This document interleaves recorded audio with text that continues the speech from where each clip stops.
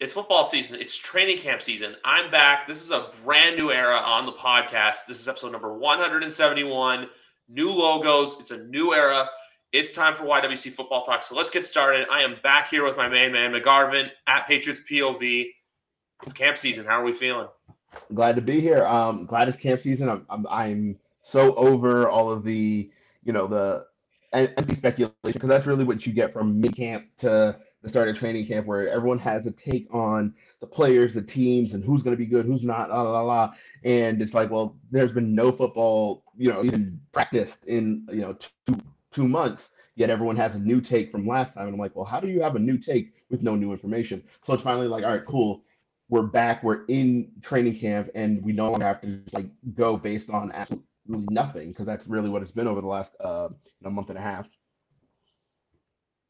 That's what it's been. But look, I always say this on the podcast, that when news breaks after you finish recording, it sucks. But today's a rare day. Yeah, Today's a good day because someone paid Chaux. I had to do it. I had to do the pun, because Patriots defensive tackle has signed a 2-year, $20.8 million extension, including $17.85 million fully guaranteed. But you made the interesting point, because it was actually your tweet that I pulled it from, that per Doug Kayed, that 10.5 of it is salary bonus, which the original cap hit was supposed to be $10.25 million. So how are we feeling about this? I've seen some overpaid reactions, but I feel like, but actually I just want to say one quick thing. I feel like a lot of people have to pump the brakes before they learn how the money is truly divvied up. I feel like they see, $17 million, and then right away they're like, okay, that's a bit of a stretch. But when you see how much of it's signing and performance bonus, you can kind of ease off the brakes. It's like last year. Remember the Cam Newton thing, and then you discovered it was $4 million and $4 million. Yeah, where and then it looked ridiculous. Incentives and all that to kind of pump the numbers. Yeah, I think right off rip, I don't have a huge takeaway on this. I thought Godchaux was fine last year. There's some people who, for whatever reason, seem to think he was bad. I don't think he was bad. I think he was just average. He was an average player on an average D line, and that's solid fine. Contributor.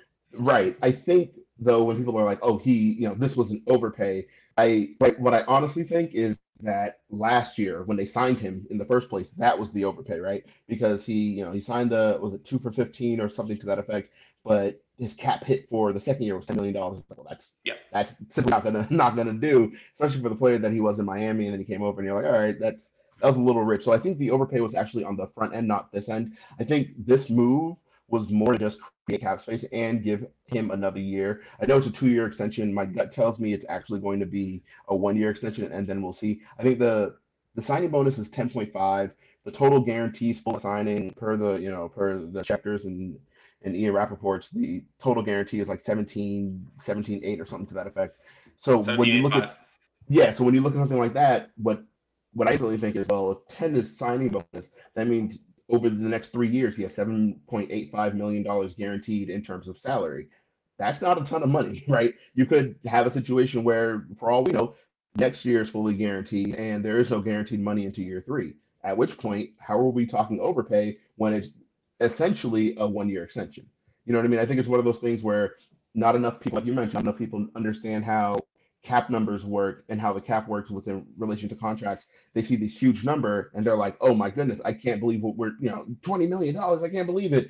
And really you're going to look, it's going to be closer to something like 15 million, so I think it's always fun when news drops about a new contract, and everyone sees the big numbers and we ooh and we ah, but then 3 days later, Field Yates tweet out the entire contract and it won't be anything crazy, but that doesn't get the reaction. So that's not the numbers that go up. I think what's really interesting is when you read between the lines on, or really read the tweets that get sent out by the insiders when they break the news. Right? You read Ian Rappaport or you read Adam Schefter, and it is very clearly a tweet generated by the agent. Right? They're like, they included, he got the Rosenhaus. Drew Rosenhaus. They tagged him down at the bottom. That's who negotiated it. It specifically included 17.85 fully guaranteed at signing, just to kind of pump it up. Look at this great deal that we got, and it's very clearly. And these guys have the same, essentially the same tweet. And it's like, well, this is very clearly coming from the agent. And I know Shefty's been really bad about that in recent years, where he'll get a text from an agent, he'll just tweet that out directly, and it's like, Yeah, he didn't even edit that. But it was one of those things where it's like, all right, clearly, the agents want it to be known, like, here's what we got because it's good for business. But I mean, I think fans just take the bait every time, and I don't really understand. It's like, oh my gosh, it's like, yeah, it's fine, it's fine. Wait for the numbers. Exactly, and that's why this time the numbers came out, and it's from former Patriots reporter, now Pro Football Focus national reporter Doug Kyan, who basically said, and you pointed out as well on Twitter, that's how I found out about it, that 10.5 of it is signing bonus. So that's why I was saying earlier, the whole, pump the brakes on numbers. I feel like fans, they always go for that overreaction. Like, people see, wait, why? Like, why did they give him 17 guaranteed? Then you learn, oh, look, X amount is a signing bonus, X amount is you have to get this X amount of sacks or yards or touchdowns. I'm just saying all numbers because that's where all performance bonus comes from. I believe, and also too, like I said earlier, with the Cam Newton one, certain of it was based on playoff performance. But obviously, look, that never came to be. Max the starter, Max QB1. We'll get into him later. But with these contracts, it's always one of those things where people see the number and they freak out. Meanwhile, they have to wait. But then the only time with numbers, we'll actually get into it. That's the one thing I was saying to you off air. That news is, because I want to talk about this one, is the Kyler Murray deal and everything that all that little crazy, all that craziness. But that's the moral of the story, that with NFL contracts, don't freak out, wait for the numbers. And for Patriots fans freaking out, just remember this: they have a lot of cap next year too. Patriots have I don't know if it's the same amount as 2021, but I know next year they're like one of the tops of the league for cap. Yeah, I think they're all right money wise.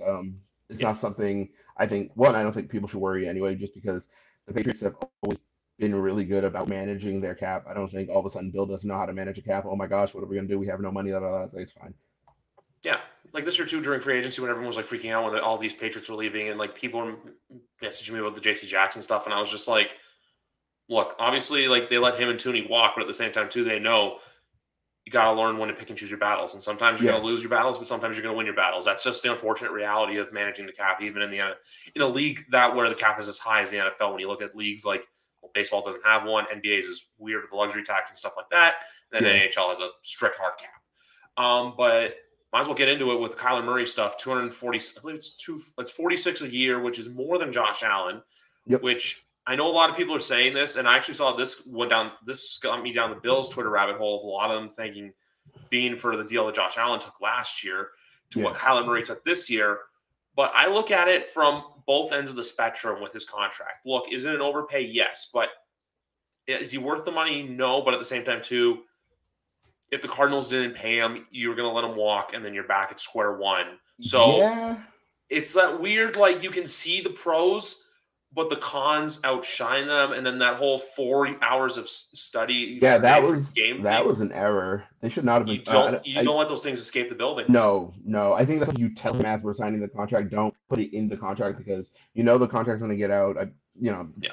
There are people, reporters who do get those contracts. They do see the contracts. It's going to get out there. I'm not sure why you would do that. Kind of like embarrass them, but it kind of is what it is. Kyler Murray is an interesting player because I personally don't really like him very much. I don't think he's a very good player, or he's not a top player. I think he's obviously a good quarterback. I'm not stupid, but I don't think but I don't think he's like a transcendent player. So it's like, all right, cool. Kyler Murray, they have to pay him, right? And I know it's 46, I think it's 46.3 or 46.13 or something to that effect. And everyone's like, I can't believe they're paying him that much. And I'm like, that's kind of the market, the market rate. Whenever quarterbacks get these extensions, right? Everyone's always like, oh, he's not worth that, or he's not that kind of player. And I'm always just kind of like, it doesn't really matter if he's that player or not. It is his turn to get paid, so he's going to get paid, right? When I remember with the Prescott prior to his extension, everyone's like, well, he's not a 40 million. I'm like, well, yes, he is, because he's going to get paid this year, and the going rate for quarterbacks is 40 million. Now you can opt not to pay him, like you mentioned with Kyler Murray. You're like, oh, well, they shouldn't have paid Kyler Murray. And it's like, cool, and go to who? Chris Streveler at backup quarterback. I don't even know who the backup quarterback over in Arizona is, but it's like, who are you turning to? Right? Are you just like, oh, just draft a guy? Well, if it was that easy, then every team in the league would have a quarterback, and they don't. So it's kind of time. These guys are going to get paid, and they get paid market rate, because that's you're worth whatever the market's going to pay you. So exactly, that's the biggest thing with it. It's you're worth what the market says, and even to your point, it's like, okay, if Arizona were to get rid of them, like, it's really Steve Kahn and Michael Bidwell were pushed into a corner. There's one of those things where it's just like, look, you have to sign him. You don't have any other choices. It has to get done. Like the same thing you say with him too. What's your next option? It's like saying the old people, "Oh, Minnesota should get rid of Kirk Cousins." You can start For Sean who? Mannion all year. No, Right, you're not. exactly. That's perfectly said. That is absolutely perfectly said. Same thing with Baltimore, where they're like, oh, they shouldn't kill Lamar. He's not a good quarterback. La, la, la. He's not a one. Blah blah blah.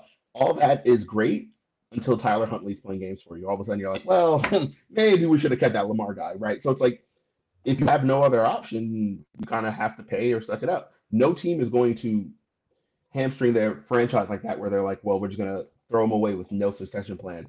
It doesn't work. So like you have a guy, even if he's a middling guy, you kind of either figure that out before it's time to pay him, or if you wait to the point where we're at with Kyler Murray, then sorry, you kind of have no choice. So exactly. And my other thing with Lamar Jackson too is his whole no agent thing, I think, is what's the biggest kill for him not getting a contract so far. Because, look, we know Eric Burkhart, Kyler's agent, was very vocal online. He also represents Cliff Kingsbury. But with Lamar, he doesn't have that guy, in executives' ears being like, hey, my guy, this is why you should sign my guy. This is why my guy earns $200+ million. This is why my guy, look, face of the league. This is why I should get paid. He doesn't have that representation, which I think is still holding him back. But for everyone being like, oh, why isn't he signed? It's going to be a team thing. Lamar's going to sign. We all know that. Lamar, he's going to be a Baltimore Raven for life. He's going to – hell, I have really high hopes for that team this year, which it sucks because it's the Patriots' home opener opponent. But at the same time, too, look, we know a healthy Baltimore team's going to the playoffs this year. Last year, they weren't healthy, and they just missed by that much. But yeah, no, look, with the Kyler stuff, like we said, look, the study film thing, it was unfortunate that got out. But at the same time, too, you got to roll with the punches of it. You just got to own up to it. But it's like we said, what's your next option? And when you don't have it, fine. Like even I'm going to put a Patriots twist on this for everyone that was laughing when we drafted Bailey Zappi this year, and everyone was just like, "Oh my god!" Like people started the whole is there a quarterback thing there? But in reality, we learned, look, we knew Jared Stidham wasn't going to work out here, so that's why it's like, hey, bring in Bailey Zappi, who's not there. I even remember getting chirped at for the whole Brian Hoyer stuff, but then at least now, I'm not saying it's the same boat. It's with Mac. We'll cross that boat later. But with bringing in Hoyer and having Zappi there, it's almost like insurance policies. But at the same time, too, the insurance policies in Arizona and Minnesota, when you have teams that are trying to get to that next level, that have been those like mediocre teams for a while, you got to have someone that's leading that room that you can management and ownership can trust. For sure, I think teams need to be more proactive. If they're concerned that their guy isn't the guy, cool, then draft a guy. Right. That's one of the reasons I don't hate, what the Packers did with taking, Jordan Love, where sure Aaron Rodgers was still playing at a very high level, but at that point and to this point we've seen that he kind of flirts with retirement, kind of like Big Ben did for a little while there. Kind of flirts with retirement. He kind of acts too cool for school, that he's really not interested, whether or not he'll play football or not. So it's like, all right, cool. If we don't draft someone, we're going to end up with, who was the backup at the time? The kid from UCLA, was it Brett Hundley? They had so with Brett Hundley up there, and it's like, we're going to have to do a little better than this. You know what I mean? So I understand going and taking a quarterback, especially, and I think we have a unique perspective on this because the Patriots draft a quarterback legitimately every 2 years. So it's not weird, especially if you have a quarterback, which is why I thought the reaction to the Zappi draft was really weird, because people are like, oh, there's going to be a QB controversy. And I'm like, Patriots do this literally all the time. They had Tom, they took Jimmy. They had Tom and Jimmy and then took Jacoby. Like they do it literally all the time. It's just better. No team has ever lost from having too many good quarterbacks, right? And if you have two good quarterbacks, trade one. Now you just flipped an asset. Nothing wrong with it. And fun fact, too, the now head coach of the Minnesota Vikings and the current head coach of the Arizona Cardinals were both Patriot quarterback draft picks during the Tom Brady era. During the Tom Brady, actively winning Super Bowls era. So, relax. You know what I mean? Exactly. It's all the fun and hot takes of football season. But now is the best part we get to watch. Now is the part why we're here. Actual football. Patriots camp. Actual football. Actual conversations. I don't know when you're going to be getting down to Gillette Stadium or the field house to watch the practice, but from day one, what were some takeaways you saw? What were some players that kind of stood out to you? And how do you feel going into training camp? All right, so I'll start with the last one first. I'm excited about this training camp. I think that their 2020 draft class has the potential to be like amazing. We're talking next, Kyle Duggar was in that class, and Uche, they had Uche was in that class. You know, obviously both tight ends. Wenu. I still believe, yeah, Owen was in that class as well. I still believe in Adonati, obviously, because I'm a fool. And then the 2021 class, I think also has a lot of potential. We just didn't see it because a lot of the players didn't get to play. I think Yep. this year I'm super excited to see a lot of those players who I think could be contributors, right? On top of the rookies they have coming in, but it's almost like you have a second rookie class because a lot of those guys didn't play, right? There's some guys like Josh Bledsoe didn't play at all. I'm super excited to see because Yep. I'm like, all right, cool. He could be a safety. He can play. He plays in the slot. He can play a little corner as well. Cool. That is a player that we didn't get to see last year that we now get to see. So it's like I'm excited because there are a bunch of new faces. I know a lot of people are like, oh, this team is really young or it's not that talented or whatever. I think that's part of the excitement though. It's like, well, that's what camp's for, right? We're gonna go and we're gonna see a bunch of new players that we haven't seen before, and for better or worse, the Patriots are gonna put them out there and sink or swim with those guys. So I'm really excited about that. I think the reports from the first day of camp were, depending on who you got them from, were what kind of what you expected. There's always some reporters who put a twist on it. I don't want to necessarily say a negative twist, but like they see things that no one else mentioned, and you're like, why'd you mention that? Like you saw Mike Giardi, he posted about Tyquan Thornton, and no one else mentioned it, but they're like, oh yeah, he got locked up by Malcolm Butler, at the line of scrimmage, and he also got locked up by, I think it was Jack Jones, also like stuffed him at the line or whatever, and it's like, oh yeah, see, he can't get off press, and that's the whole thing. And I'm like, right, no one else is mentioning that, so like on the one hand, that's quote unquote negative, but it's good to see that because you're like, if you're there in person, you can see it and you'll remember it. But if no one else is reporting it, then it will be a surprise come October if he can't get off press. And we're like, oh my gosh, I can't believe this. No one even, this wasn't even a possibility. But obviously, Tyquan Thornton was a player I wanted to see. I wanted to see Devontae Parker like actually do Yep. something.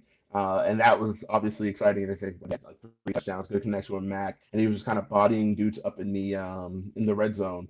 And I know that sounds like nothing, but for a team that simply hasn't had that outside of tight ends in a hell of a long time, it is exciting. And you're like, all right, cool, a guy who can get up and actually go get it. Because N'Keal Harry was supposed to be that guy, and he just for whatever reason wasn't that physical when he wasn't blocking. So it's like, all right, cool. So to see Devontae Parker be able to body up and be that jump ball guy that the Patriots have ostensibly wanted for a while now, stuff like that's really interesting. I think though with camp on the whole, what I'm excited to see is always usage, right? Because the reporters can't report on it per the Patriots media policy, but who's lining up where? So I think that matters a little more than like the plays, because the plays are for the most part like scripted in terms of, all right, we're going to run this play against this defense so we can see how it looks, right? The results aren't scripted, but the play is. So it's like, all right, cool. You put say you put Nelson Aguilar in the slot and you put him up against someone like Joanne Williams. Obviously, you're looking to see a mismatch there, right? Because Nelson Aguilar can fly and Joanne Williams can barely run. So it's like, all right, cool.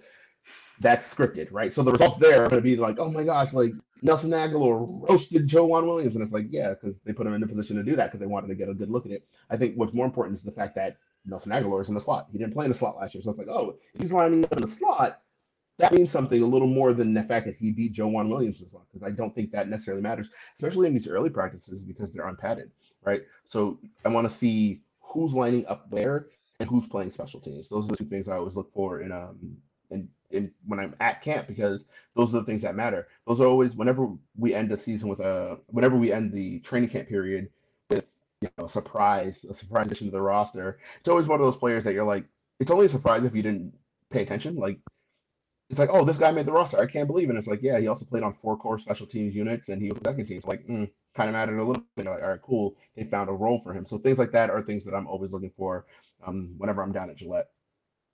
Yeah, no, those you're right, because even with the stuff like where it's like, okay, cool, Nelson Aguilar looks good in this coverage, but they want to see if he looks good in the coverage. That's why they're going to put someone who's a little bit weaker on him. I completely exactly agree with right. that. Yeah. You do those mismatches on purpose so everyone, but some people can take it and make a positive into a negative.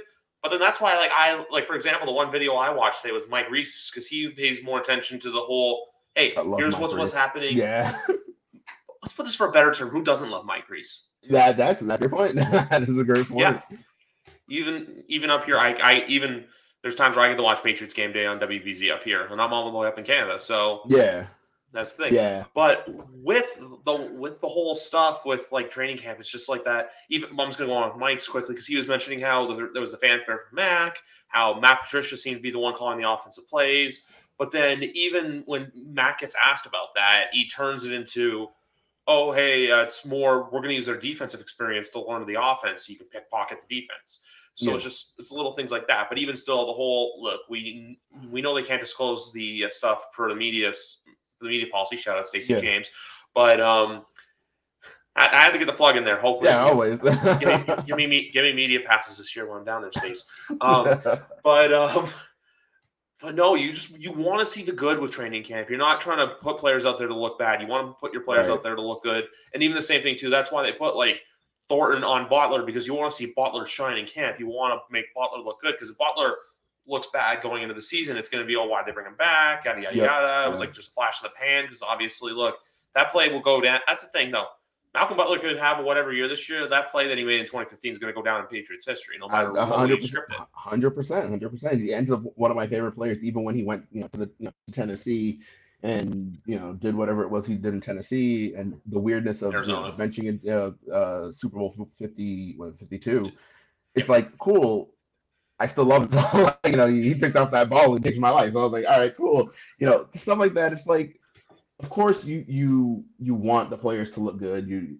The players are going to do what it is they do, but I think everyone needs to kind of like slow down on the production part of it. I think it's always really interesting to me when people are taking stats because it's training camp. Like, the stats legitimately don't matter. They don't matter even a little bit, and it's especially weird. It's things like we don't know certain things with like passes. I remember last year with Cam and Mac, and we were tracking like, all right, Mac threw this interception or whatever, and Cam threw this interception. I remember the interception against the Eagles when they were down in Philly, and they did the joint practices. Huh? Yeah, during the game. But in the practice, it wasn't as one-sided.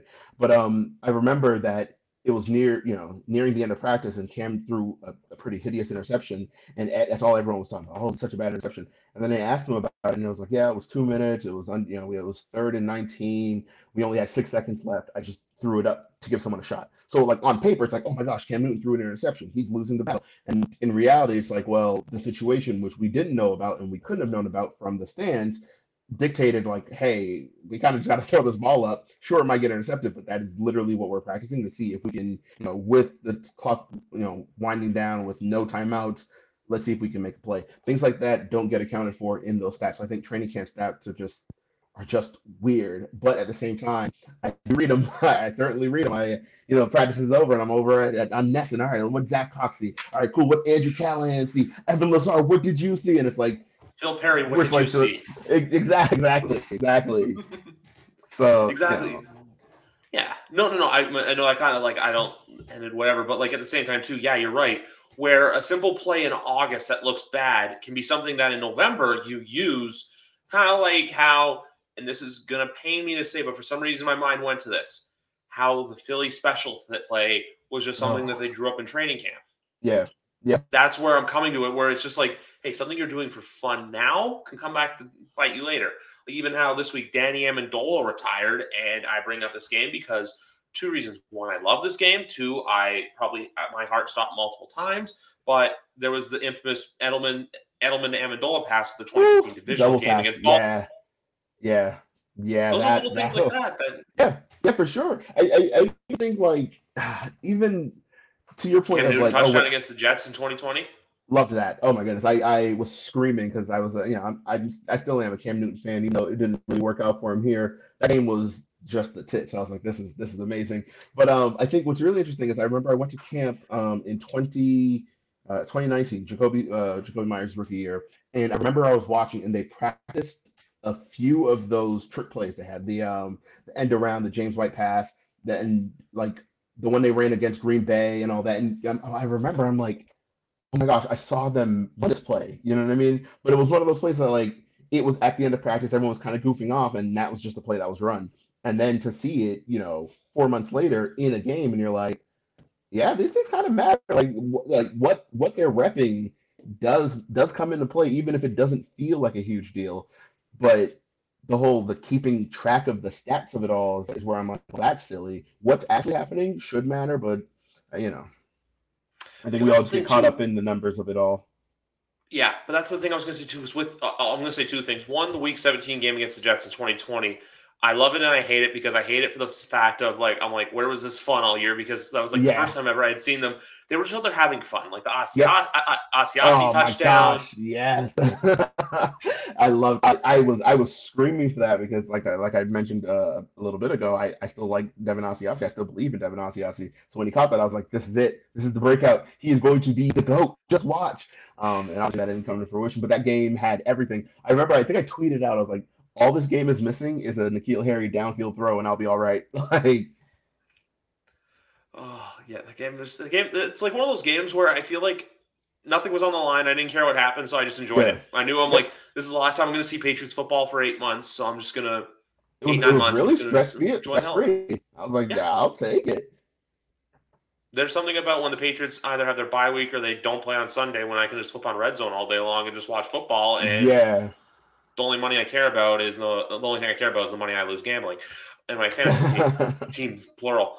But that's the big thing with training camp, where it's just like, don't overreact. Because what you see now, teams when we play, say the Colts, we play in November. They're not going to go back and study training camp footage. No, they're going to study who we're playing the week before. That's what they're going to look at. Right. The only potential for training camp is that week 1 matchup with Miami, which we'll still see how that goes. I'm still anticipating there being like a clutch third down where Tua underthrows Tyreek Hill and Tyreek Hill throws a bitch fit. That's the one thing I'm looking forward to that game, where it's like 27-24 and he underthrows him on like 3rd and 15. Where if he gets the ball, it's a home run touchdown, but he misses them, and it's just that would be pretty fun. That would be pretty fun. That'd be fun. The next thing I want to move on to quickly is just like, I want to give you my players to watch, and I want to see what you think about them. Okay. And you and I are in a similar boat where there's 2 players on the defense I'm looking forward to this year. One's Ronnie Perkins, one's Cam McGarvin. Because look. Ooh, okay. Both are good. Yeah, both are good picks. Good picks. Yeah, both are good picks.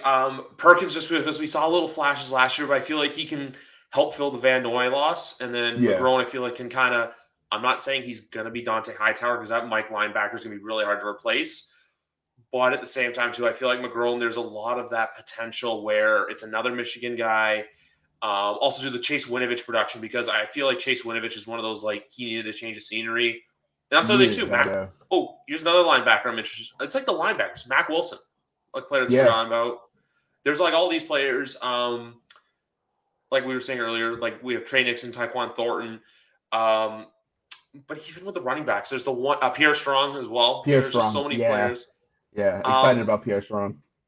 But my question for you is, with the offensive line, do we think that I'm not saying we have to watch many of these players, but do we think that these big years for like Trent Brown or Isaiah Wynn, or do you think these are guys that are going to be here long term, or are these kind of those probably swan song years with the Patriots? I think Trent Brown's obviously going to be. He's obviously going to be here. He signed the 2-year extension. Right. I think he'll be fine. Wynn, I'm really interested on, because I think he is a player that when you watch him play, when he's healthy, you see why he was a first round pick. Like, wow, this guy's a really good player. He's not around a ton, and he also has a ton of penalties, so that hurts. But I think he is a good player, like, through and through. I think, though, his time's probably up after this year, only because I know Patriots fans don't really love him, and I'm certain that the rest of the league does. So I'm like, I think it's going to be one of those things where, like, he's just going to get priced out of New England, and that's just going to be what it is. I think really, if we're looking at O-line, though, Ronnie Perkins to Justin Herron, one of them has to show something, because at this point, the Patriots thought ahead and drafted some young tackles, and for whatever reason, they just haven't panned out. Justin Herron looks better than Yannick Kajus, but I mean, that's not really saying much, because both look really overmatched. They drafted Andrew Stuber out of Michigan, and Chasen Hines is an inside guy, and William Sherman, who can play tackle, but he's also an inside guy. Another 21 draft pick. Another 21 draft pick, yeah. So it's really interesting, because like someone has to step up. Because the Patriots need a swing tackle, right? They need someone who can fill in on either side in case of injury, because Isaiah Wynn isn't the most durable, and low key neither is Trent Brown, especially because he missed all that time last year. He had the one healthy year in 20, what year was that? 2018. He had the one healthy year and he was dominant, but he's not someone who you're like, all right, he's let's pencil him for 16, 17 games. He's missed some time. So at that point, who is the tackle who's going to step up and play? Is it Haran? Is it Chaux? Is it one of the rookies? Don't know. Right now, it doesn't really feel like any of them because none of them have done anything. Especially when you look at someone like Justin Haran, who, I mean, if we're being real, he has put together some of the absolute worst tape of any Patriot on the current roster. So I think we just need to see if he can clean it up in year 3. I'm not optimistic about it, but I'd like to see that. Another call, just because obviously there's all the talk about him with the first round pick and stuff like that. So we'll see what goes down there. But I'm going to root for the guy. I'm not going to not root for the guy just because people say, oh, the pick was wrong at the wrong time. But hey, if you believe that he's the best guy there and he's not going to get picked for when you're going to pick next, roll the dice and go for it. Absolutely. There's a segment I want to get into later, but this is a bit of a spicy. I don't know if it's spicy. It's let's call it lukewarm. I think this is a year where Johnny really breaks out. I know that he's had good years in Tennessee and last year was kind of a down year, but I think that the fact that the Patriots aren't producing a fullback this year, I think that there's going to be a lot more 2 tight end sets. I'm not saying it's going to be the Gronk Hernandez connection because I don't think that will ever be replicated in New England again. The Boston Tea Party was something very special. I'm thinking more of like what Martellus Bennett was in New England for. He was so Johnny very, Smith. very, very good. He was like actually absurd. Like when you go back and watch anything from that 2016 season, it was like, holy cow! Like Martellus Bennett was very, very good. And what he did, it wasn't the same. Almost caught the game-winning pass. Yeah, in the Super Bowl, exactly right. He reminded me of Scott Chandler, but actually good. Because him and Gronk were similar players, and it was just like, cool. Now you just have to. Whereas Gronk and Hernandez were not similar players, so it was like, all right, pick your poison how to defend them. If that's a spicy take with Jonnu Smith, and I'm right there with you, like pepper me up because I think we saw a lot of what they wanted to do with him with Jonnu last year, and if you remember, he had like 5 big plays, like touchdowns, or big catches called back by penalties. It's like it's not like the talent wasn't there, right? They were kind of using him like Cordero Patterson in a way, where it was just like swing screens, bubbles, jet sweeps, out of the backfield, and you're like, okay, cool. He just doesn't have the role. He does need to play more. Although I did have, I did one of the guys I follow on here, Taylor Kyle's really, really good analyst for next gen stats. He had mentioned like, well, yeah, that's all true, but at the same time, if he was a better player, like if he was playing better, they would have put him on the field more, which I do agree with. But I think going into this year with no back, with a change in the offense, I do agree that we're going to see a lot more Jonnu. I think really what we do need to see a little more of is more tight ends flexed out at wide receiver, right? Or at a wide receiver position. I think it's great having 2 tight ends and, you line them up, next to each other, you line them up on, bookending both ends of the line. But let's get saucy with it. Put one in the slot, put one at wide receiver, and line up someone like Devontae Parker, in a nasty split next to the line, make it look like make it look different, right? Because it's one thing to just line up, we got 85 right here, 81 right next to him. We're just gonna run the ball, or we're gonna throw play action out of it, and they're gonna run some crosses. It's gonna get real funky. But like even better than that, make the defense declare number 1 or 2, make them play mismatch, right? You don't want your linebacker out wide, outside the numbers, trying to run with Jonnu Smith. Make them do that, right? Don't just give us like, oh yeah, here are our 2 tight ends. We're just gonna put them on the end of the line and we're gonna make it happen. It's like, no, let's get creative with it. I think we do that, especially with Jonnu's movement skills, because I mean that guy can run. Put him out there, throw a smoke screen to him, let him run with it. Like do a little more than just like, hey, we're gonna line him up or we're gonna put him in it, at H-back and we're gonna try to make it happen. It's like get creative. Let's see what happens. I think Jonnu Smith is in for a big year. Yeah, that was a take that I said back in it was May. It was actually about the middle of May. I kind of was saying that. I kind of got pushback on it, but you know what? It's my team. But at the same time, too, I just think that look, you're going to see a lot of good. I think not even lining up wide receivers, just do 2, the 2 tight end sets. And by the way, just for clarification, people, and also for you, McGarvin, when I say Mark, I'm not comparing what I think Smith can do this year to what Martellus Bennett did. No, that's just right. You don't do that. And also, do I learn, like, when people say Patrick Mahomes is the next Tom Brady, I'm just like, I always think back to, you probably remember this, Coach Carter. Yeah. Remember there was that one where, I forget his name, but he's like, how do you feel to be the next LeBron James? He's like, I'm not the next LeBron, I'm this. What's his name? Ty Crane, that was the guy, that was his character's name. But it's like, I'm this. That's why I like where it's just hey, he's going to be Jonnu Smith. He's not going to be Martellus Bennett. Like, we're not, no one, like when Hunter Henry signed here, no one said, oh, it's the next Gronk. Because look, Gronk, best tight end of all time, even though there are 10-year-olds out there who think that Travis Kelce is a better all-time tight end, which no, all-time, no. I think for 10-year-olds, like for when they started watching football, it may very well be that he was the best tight end in the league. I think, especially in New England, I think with Travis Kelce, and I know this is a bit of an aside, but I have to get it out. I think because he wore 87, he plays in Kansas City, he plays with Mahomes, and he's kind of a douchebag. There's this perception of Travis Kelce as like not really that good. It's like, no, he's all of those things and very, very good at football. So like, let's not pretend with him. I don't think he was ever the best type. I don't think he was ever better than Gronk up until Gronk retired and then came back. Where in the last few years he's been better than Gronk. Sure, absolutely. But not all time. I wouldn't say all time. Yeah, and if you're asking this podcaster, no, Gronk is not coming back in 22. I think this time he's done. Yeah, because last time it was almost like he retired from the Patriots. Like, yeah, specifically the Patriots. Where this time it feels like he retired from football. So it's like, okay, well, that'll do. Yeah. No, that's exactly how I feel too. And then I didn't make a banner for this, but we'll talk about it quickly. With Brady now, and I love how everyone's out here saying Julio Jones, what's Brady and Jones going to look like? People out there saying that, was it Fred Taylor today on ESPN saying that Julio Jones is going to have a 1,000-yard season? No, Julio Jones is going to have like 3 touchdowns, and then by like week 6, he's going to be an afterthought. It's literally, I replied to you in a tweet about this. I'm going to say 2 things. One about the tweet, which is he's filler till Chris Godwin comes back. Yep, I would agree. He is filler till Chris Godwin's 100% healthy. The other one is, who would have thought that Julio Jones at one point playing with Tom Brady would be possible, which I clammed for years in New England. Should have been. Like imagine if Julio was here like 2017, 2018, 2019. Yep.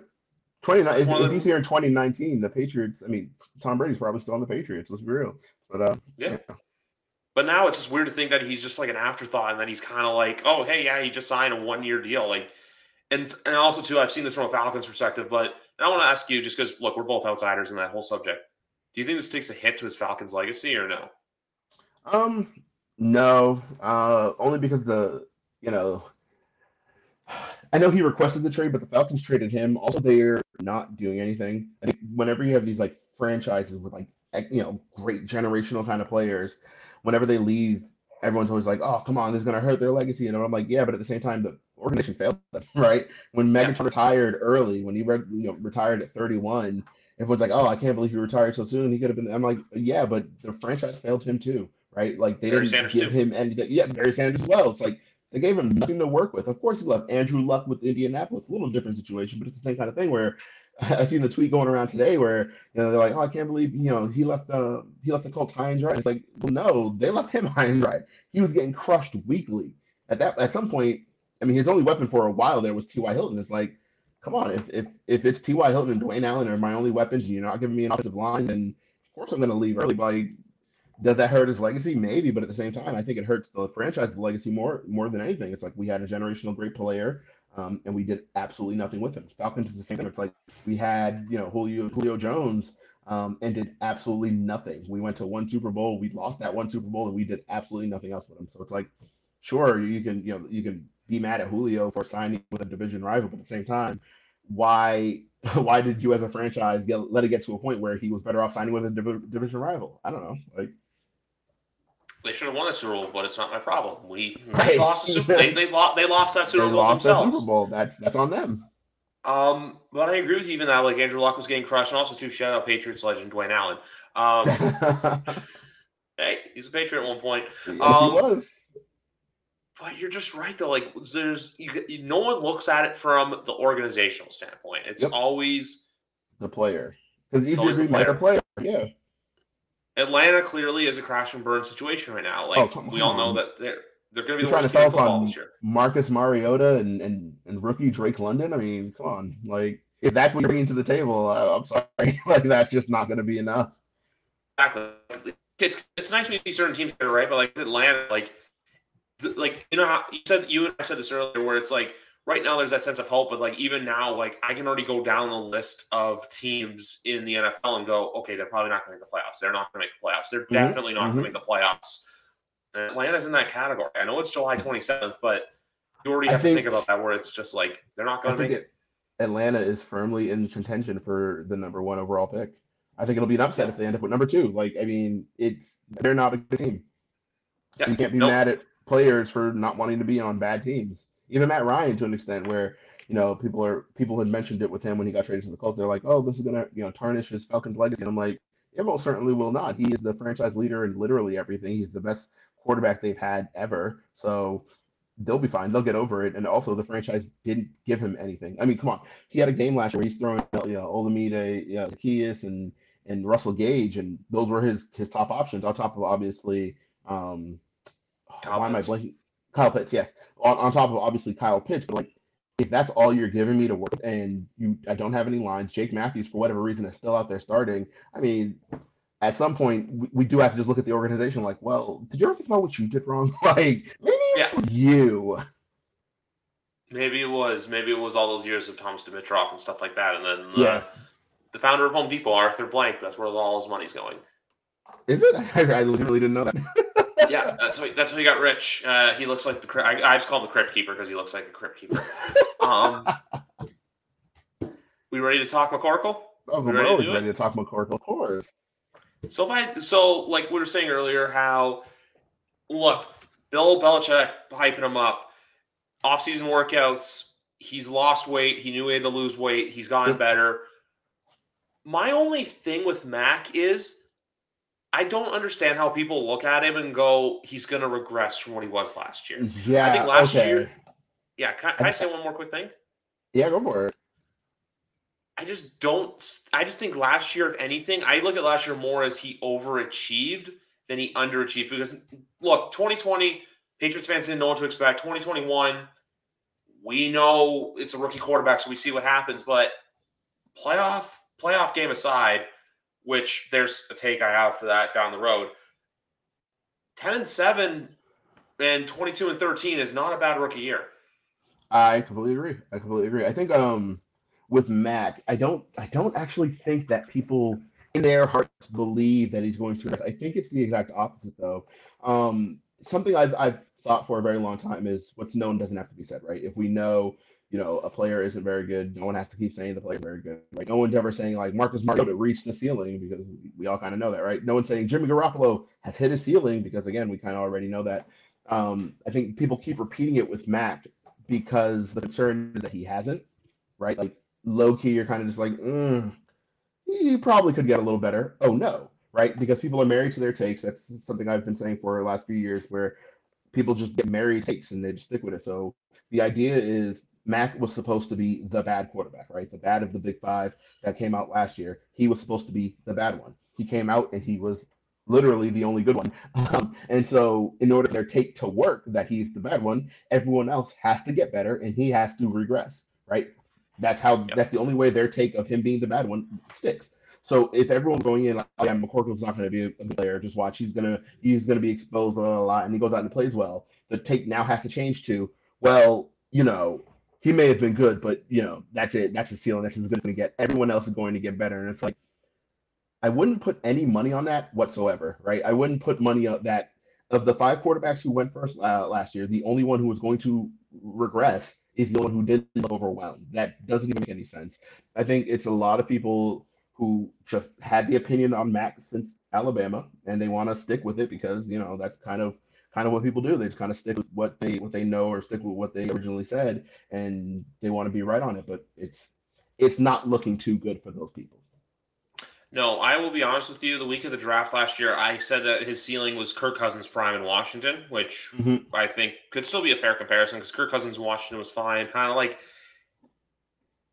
I'm not going to be crazy out here like what I've talked to you about, how people are out here thinking Derek Carr can win MVP this year and how Derek Carr all of a sudden is going to turn the clock around and be great.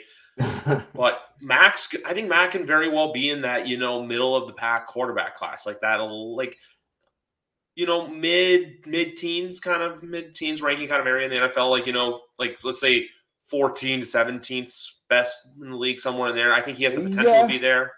I'm not ready to crown him top 10 yet. But the other thing too is with the Patriots this year. Yeah. No Patriots fan is going to go out there with all the craziness in the AFC and saying, even though the 2 Super Bowls to be played at now State Farm Stadium, the Patriots were representatives from the AFC, including the Malcolm Butler interception. Yep. No Patriots fans out here saying this year, look, we're going to the Super Bowl, we're going to be in Phoenix, yada, yada, yada. No, we're going to be in Phoenix in December against Arizona, sure. But that's the thing, too. Patriots fans don't have those expectations. Come talk to me next year and the year after. You know what? That's when I think you're expecting to see that gear. But for now, you just want to see the players succeed and you want to see the team succeed. Yeah, I think where you have him right now, where you were like, oh, he could probably be in the 14 to 17 range, I would kind of argue that he might already be there, right? Because I'm trying to think of like the other players, right? If we take out the rookies, you're looking at, the 4 other guys he was drafted with. He's better than all of them. And you look at some of the journeymen around the league, and you're like, he's not 17, he's damn close, right? Because you're thinking of, and not journeyman, even the non-journeyman quarterbacks, or the quarterbacks who just haven't shown enough yet, right? You're thinking of someone Cousins, Tannehill.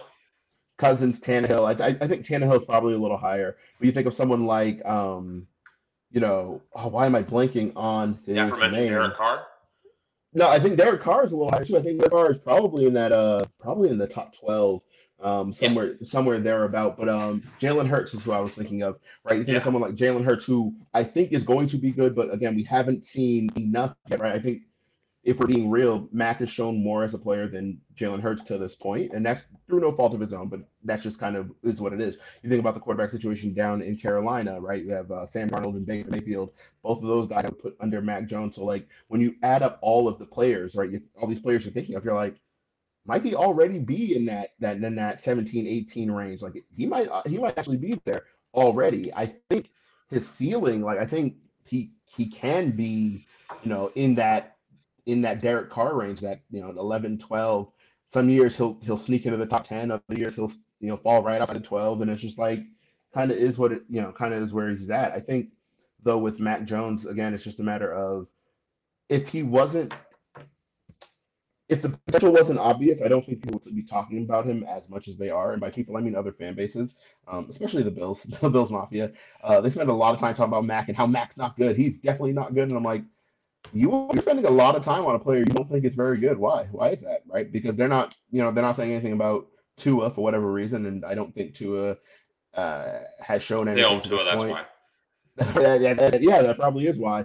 Zach Wilson, same kind of thing, but no one's mentioned that because, again, what's known doesn't have to be said, right? Like, you kind of know Zach Wilson isn't it right now, so you don't have to talk about him. With Mac Jones, it's more just like, he makes me kind of nervous, so I'm going to say, hey, he's probably not that good. Like, sure, but the truth is the truth. I think this year, the full off season as the starter, entrenched as the starter, I think he has better players around him this year. I think, his numbers will look much better. I think he's going to be a good player. I do too. Zach Wilson, by the way, only good with moms. And moms friends of moms. And he picks the hot one too. That was really interesting because you were looking at the picture and you're like, is it her? And everyone's like, oh yeah, it's the one in the white on the end. And I'm like, she's hot. Good for him. Guy has taste. Good for him. Zach Wilson, popular with MILFs. But I think out of all my only take with Zach is, I just want to talk about him for a second, is I think the Jets have given him to where it's up to him. Yes. They gave him Garrett Wilson, Corey Davis, Breece Hall. Even though he's on the Jets, I'm very excited to see Michael Carter, Uzama, Braxton Berrios, Patriots legend. That's with Zach. So I think it's all on Zach. Zach's going to be the biggest wild card. That's the biggest what-if team in the NFL this year, where I think it can either crash or it can skyrocket. Yeah. We don't know. I had Zach Wilson as the player with the most bust potential as far as the quarterbacks went. I thought he was either going to be very good or very bad, and there was going to be no middle ground. So I guess we'll see. They gave him enough weapons around, like you mentioned. They, patched up the offensive line a little bit. They gave him a defense, so it's like, cool. At this point, shoot or get off the pot. Yep, and then with that's the thing with the offensive line too. I remember still watching that Week 2 game, and I'm like, okay, if they don't protect him, he's going to get hurt. And then what happened in the second Patriots game? He got hurt. Yep, he got hurt. Yeah. And the only thing I want to say about Buffalo quickly is, and it's because I saw this on Twitter today. I saw fans post the drive summaries from the wild card game and saying, "Oh, if I can go relive this night." I literally wanted to tweet, if I want to do that, I'll watch Super Bowl 51. You can have your wild card game, but you guys decided to play We Are the Champions after the wild card game, which that's why I know they all like to say the flip of the coin, and believe me, I am on the boat. I don't know where you stand, but I'm on the boat in the opinion of play to win the ball back in overtime in the NFL. I think that and I know it's unpopular, but that's where I'm at too. It's like, yeah, buddy, like if you want to win, you got to play defense. And I know some people are like, well, only one team has to get play defense. Well, you had 60 minutes, you didn't get it done. I'm sorry. Yeah. All you had to do was not give up an 80-yard touchdown drive, and then you did. I'm sorry. Yeah. I also have a hot take about the Bills this year, and I still believe this, is that if they do not win this year, I don't know when, because Josh Allen's contract kicks in, and I think Jordan Poyer's gone after this season. Yeah, I love Jordan Poyer. I love both their safeties. Oh, I do too.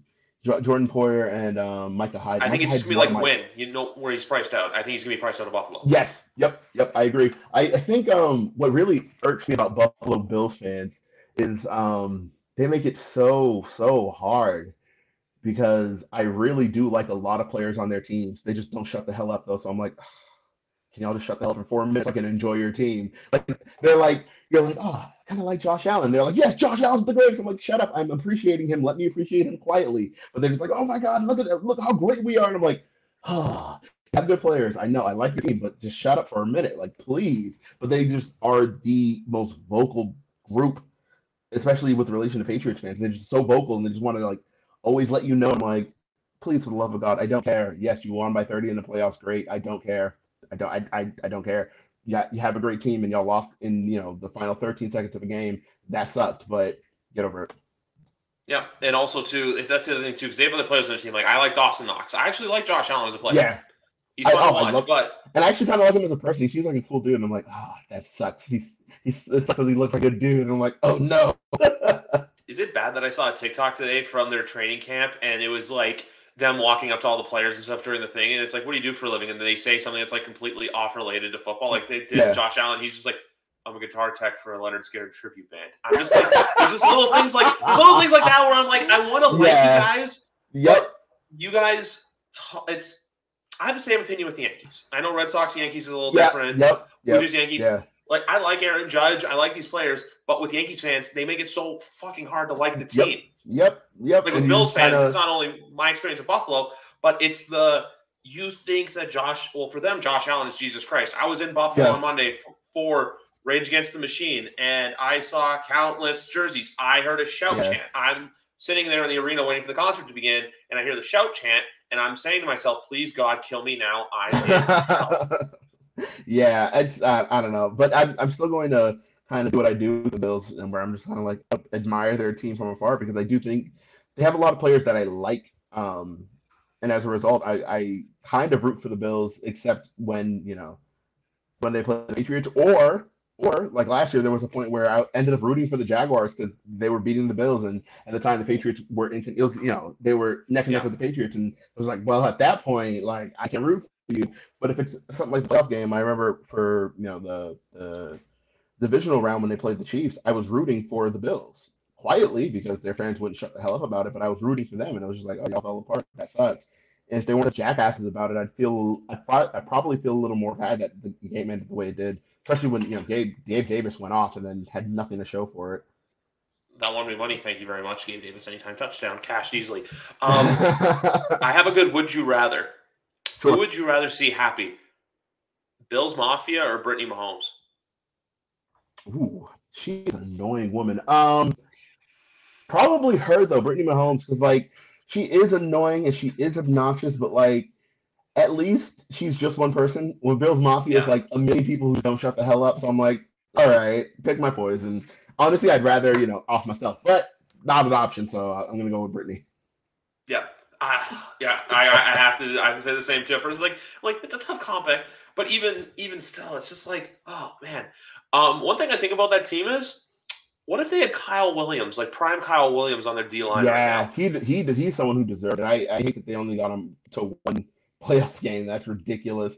He is, yeah, that would be great. But I think Ed Oliver has low key like he's arrived. He's a good player. He is a good player after 2-3 years of not being anyone worth talking about. I think last year he had a really good year, and it kind of flies under the radar because everyone else on the team had a really good year. But he's a good player.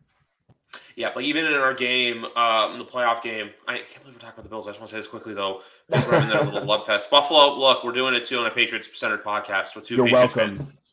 fans. The Micah Hyde interception, I was like, I can't be mad at that. I'm like... No, it was a great play. It was a great play from a great player. And just like, you know what? Fuck it. Like, it happens.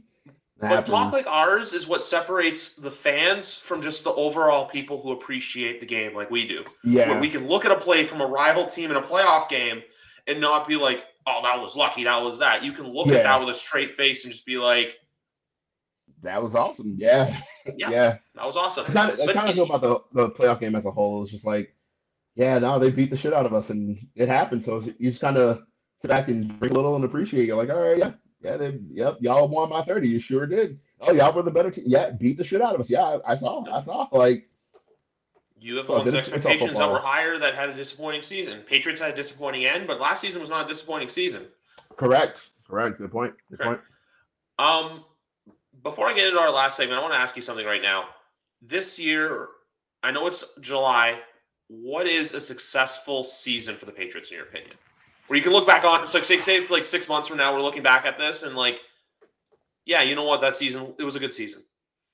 Interesting. Double-digit wins is obviously going to be it because they already cleared 10 last year. I think looking at the schedule, I think they have the potential to win 12. I want double-digit wins, but I'll take it a step further there than a basic answer like that. I think more wins where it doesn't feel so close, right?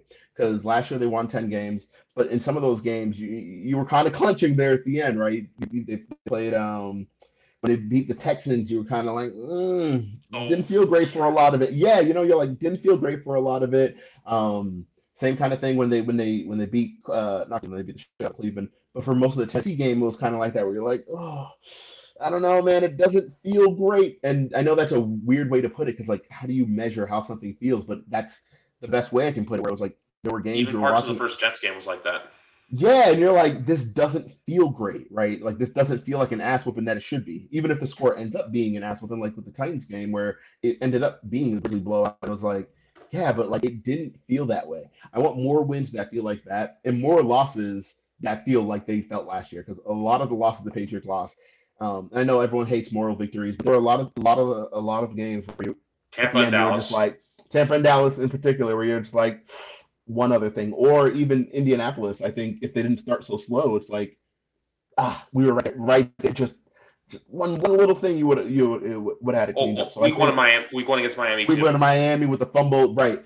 So it's like cool. This year is a successful year if we get double-digit wins and it doesn't feel like the Patriots were just kind of hanging on to some of their wins. But can I give you one hang-on win that I wouldn't mind seeing? What I'm not totally mad about the Chargers game. Oh, that was not a hang-on win though. I felt like they beat the 3-point game, but there was the Adrian Phillips pick six was the deal breaker. The game only felt as close as it did because the Chargers scored on the last drive against Jalen Mills at the very end there. Outside of that, I believe it was a 10-point win or something to that effect, and it was just like at no point was I worried about that game. The entire game, I'm like, yeah, the Patriots are the better team here, so like they're going to win because they're the better team. Also, I just for whatever reason don't trust the Chargers.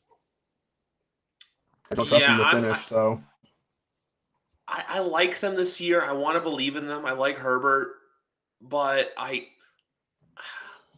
still think there's a chance that Kansas City still that team in the beat. Yep, I would agree wholeheartedly. I also think with them too, with less weapons, I think this is a chance for Mahomes to really prove himself. Yeah, and I think they'll be fine. I think he is the weapon. So like, everyone's like, well, who is he throwing to? It doesn't matter. He's going to find someone. So. Everyone right now is like, oh, LA did all these upgrades. Russ in Denver, Derek Carr with Devontae Adams and all these other weapons in Vegas. And then Patrick Mahomes just comes in and it's just like, oh, yeah, that's right. 15 still plays in Kansas City. Yep. He's still him. So. Before we go, are you ready? And I know it's July, but are you ready to think for a second? Sure, always ready to think. I'm gonna think wrong, but I'm ready to think. Hot take You for see that? 2022. I do. I see it. Patriots hot take Yeah. for 2022. I What's cooking? think What's brewing? hot take. I think they have a top 10 offense, and not just in scoring. I think it feels like, oh shit, this is a top 10 offense. I think with the running game they have, with the receiving upgrades they've gotten, and really it's Devontae Parker and Tyquan Thornton, but I think that's enough. And I think with the emergence of Kendrick Bourne, I think they have the opportunity to put up some more points. I think um, Mac is in for a good year. I think they have. I can see a top 10 offense, and you said a hot take, so I needed to give a hot one. I think the offense is going to be significantly better than the defense. There was one I was going to have, but it didn't make a lot of sense. Well, not make a lot of sense. It was just one of those ones where it's kind of like outlandish, and I feel like a lot of people have already done it, which is dark horse MVP candidate Mac Jones. Okay, I consider that as well because I can see that as well. I can see that as well. My one, Damian Harris is a 1,000-yard rusher. Is that a hot take? I don't know. I feel like a hot take. That feels like something that should already happen. I feel like that should have already happened. It should have happened last year, but he got hurt. There's a bet or Kendrick Bourne's a 1,000-yard receiver. Oh, I like that one. I like that. I do like that one. I do like that one. I think another one I kind of have. I think Tyquan Thornton's going to play a lot more than we all expect. I think they're going to manufacture some touches. He's going to have like 600 all-purpose yards. Yeah. Like, I'm not saying offensive rookie of the year or anything like that. I still think I will say this, though. I think there's a chance both of those come out of the Jets, though. I still think there's a chance both of those guys come from New York. Breece Hall and Sauce. Breece Hall and Sauce Gardner. Okay. That's fair. I still think there's a chance. Because the only other guy I can see is Hutch, really, for offensive rookie of the year, unless Kayvon Thibodeau has as much energy as that Giants fan kid, I think his name was Sam, had on stage during the draft. He comes out and plays with pizzazz. Yeah. I like Kayvon Thibodeau. For offensive defensive rookie of the year, I like for defense. I think Derek Stingley is going to be it because I think Houston is a bad team. I think they're going to get thrown out a lot, and he's going to be the one who's going to lock down whoever. Yeah, I think he's going to have the stats for defensive rookie of the year because the team is going to be down a lot. They're going to get thrown down a lot. It's going to be like, all right, cool. He's going to have the opportunities to pick up a lot of plays. I think for offensive rookie of the year, I like Jamison Williams. As weird as that is, I know it's Detroit. I know it's Jared Goff. I know all that. I think though, when you have a special player, and I think Jamison Williams is a special player. When you have a special player, he overdoes the circumstances. And I think when you have a special player on a bad team, they get extra love for these awards because they get the caveat of, yeah, but he did it with Jared Goff. So that gives him 3 points versus someone who didn't. You know what I mean? So like that's how I'm leaning there. The other one I have to say as well, potentially, is Chris Olave for the New Orleans. I know it's talking about Michael Thomas comeback player of the year, but but that would require Jameis. That would require Jameis having a big year, and I just don't see that happening. Just because like his knee. Yeah. His knee doesn't seem all the way back. Like, just reports that are coming out, everyone's kind of like, oh, he looks good for someone who was just injured. I'm like, I don't like that. Usually you get he's way ahead of his timetable. He's crushing his rehab. And with him, it's kind of been like, he's rehabbing. And I'm like, don't like that. Offensive weapon. There's also two other offensive rookies I'm looking out for, and that is both are receivers. One is Christian Watson in Green Bay, and then Sky Moore in Kansas City. Ooh, I like that. You know who else I like? I like Khalil Shakir from in Buffalo, I believe. He played at Boise. I'm like, cool. I like him. I think he has an opportunity. I also think George Pickens, if we're just talking receivers, I think George Pickens is going to have a good year in Pittsburgh. So. And then on the defensive side, I like George Karlaftis to have a good year with Kansas City on there. Here's the thing. Here's my hot take there. I think Kansas City is incapable of playing good defense with the offense that they have for whatever reason. Like, they just can't put it together where they have two good units. And I think the offense is going to be pretty good. So I'm like, well, by my own logic, that means the defense is not. So I just don't see it. Even though they have some players, I like Nick Bolton. I don't like any of their secondary. Justin Reed's a cool player, but I don't love that. And then Chris Jones, he needs a running mate. So yeah, you have Karlaftis, but like I just don't see them having the number. I don't see him having the numbers. I don't see the defense having the numbers as a whole, and I don't see him individually having the numbers to get defensive rookie of the year. But if you're also a betting man like I am, bet a lot of Kansas City overs because I think this year they're going to be in a lot of shootout Big 12 style football games.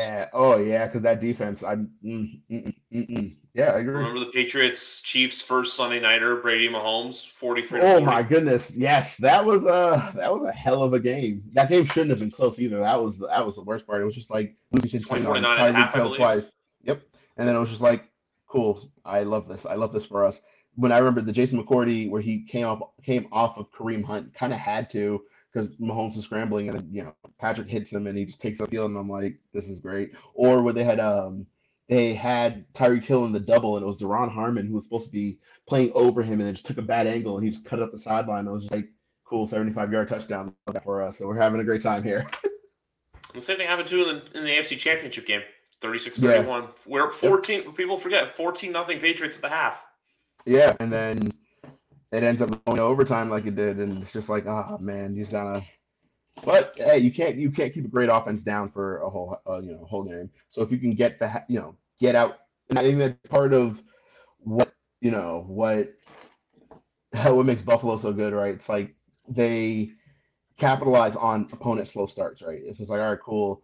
Opponent's down to a start, cool. Put up a huge lead and then trying to make it happen. It didn't happen in Kansas City, but that's what happened in their first Kansas City game. I think it was like week 3 or week 4. It was just like, yeah, y'all started slow. We did not. We took huge advantage of it. You can't get a great team down all the time, but if you're going to play like that, you have to put up a ton of points. The Patriots didn't do that in the AFC Championship game, but did enough to win the game. So it was like, all right, cool. It kind of balanced out. But you really want to see if you have Mahomes up against the rope like that, you got to score more points because he's going to. That team is going to. How they get down. Yeah, and also 2018 would have been cool because I still say this, even though what happened in New Orleans happened in New Orleans, but it would have been cool to see a Brady Brees Super Bowl. Yeah, that would have. Oh my goodness, that would have been a better game. That should happen. 100%. The Rams had nobody there, and it showed. Yeah. Congrats to new Good Morning Football host Jason McCourty for making one of the best plays in that game. Yeah, I don't know how he just every time that play comes out, especially he retired. Happy shout out to Jason McCourty. He retired recently, and so that play was all over the timeline. And you're just looking. He ran from the far hash to the middle of the field, and you're just like, and he got in record time, and it was just like, knocked the ball out and went about his day. And I'm like, wow, what a play! You just got to be impressed because look. I think we've talked about this before, and I talk about this so much, but the 3 Patriots Super Bowls, for as much as offensive did, besides the Malcolm Butler interception in 49, you also had the Dante Hightower tackling Lynch on the 1-yard line. Yep. Him and Jamie Collins. Super Bowl 51, which I still say this, Hightower strip sack, I don't know if the Patriots win if that play doesn't happen. I don't think they do. Jason McCourty play at Super Bowl 53. Yep. Defense still plays. Defense travels, so... Defense wins championships. We saw it in 100%. We've seen it in the last 2 Super Bowls with the Bucs defense shutting down, which I still believe was Todd Bowles just a masterpiece. And then last year, Aaron Donald had a great game against the Bengals, which we all kind of saw coming because that line had no good. That was an O-line that shouldn't have been in the Super Bowl, but the rest of the team, obviously deserved it. But that O-line had no business. That's my other hot take with this season. I still think that team isn't as good. Not as good, but I still think that Cincinnati, if they get out to a slow start, they're going to be that team that, everyone panics about and kind of freaks out. It's like, oh, what happened to Burrow? What happened to this? It's just like, I think with Baltimore being good again, it may be a tougher hill to climb for that. I think you're absolutely right. I can see them winning 8-9 games, as weird as that is, just because I think their division is tough. And a lot of the wins they had last year, they kind of scraped by. So it's like, kind of like when I talked with the Patriots, where like the wins didn't feel great, like at the time, like as you're watching, this doesn't feel awesome. It was the kind of same thing with Bengals, even straight through the playoffs. It was like we won, but like, did not feel great. And then they lost Super Bowl, and you're like, yeah, because you probably shouldn't have been there in the first place. Yeah, and then that's the other thing. The other take I have of the AFC North is I know they don't have exactly a good quarterback right now. Don't count out the Pittsburgh Steelers from being a competitive team. Mike Tomlin football teams don't back down. I was just going to say, I think Mike Tomlin's too good a coach to have a bad team. So, they'll be an 8-9 win football team. I was going to say, pencil them in for 9 wins. That's kind of where we're at. They're going to be that team where, their defense gets them out of a couple of games. Yep. And that's the reason, too, why I think Jordan Poyer's gone, especially after what Micah Fitzpatrick just signed for, which caused the tragedy of the century where we don't even get to play at Heinz Field anymore. Oh, my goodness. We have to play. I don't even want to say the name. I don't even remember it, but it's like the ketchup bottles went down. Like, yeah, I'm calling it Heinz Field. We're playing at Heinz Field week 2. Trubisky versus Jones. It's going to be great, everyone. Oh, barn burner. Just watch. It's going to be like, bet the under. But anyway, folks, that's going to wrap it up here. If you want to know more about McGarvin, follow him on Twitter at PatriotsPOV. If you want to check out his other endeavors, twitter.com/niceent group. Oh, appreciate McGarvin, the plug. I'm Griff. Anytime. I always got to make my guests happy. But anyway, guys, see you next time. It feels good to be back podcasting. That's all I got to say.